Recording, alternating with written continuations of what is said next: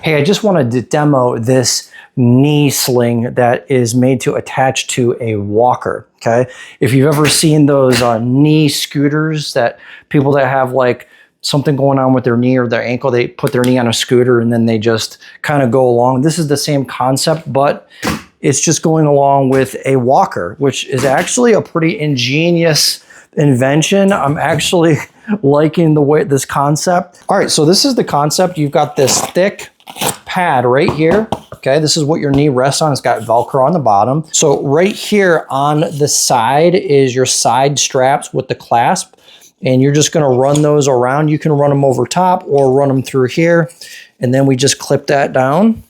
So we got that a little lower. Then from there, you can just adjust your height. Everything's adjustable. So if I was gonna use this for my right knee, so let's put 170 pounds of weight on that. Look, right? So all my weight right now is completely on the sling. So it's very strong, very durable, and the knee is nice and supported on this pad. I don't feel like my knee is like sinking down. It's very comfortable. And from here, look, you can just walk along and get mobile. So check that out.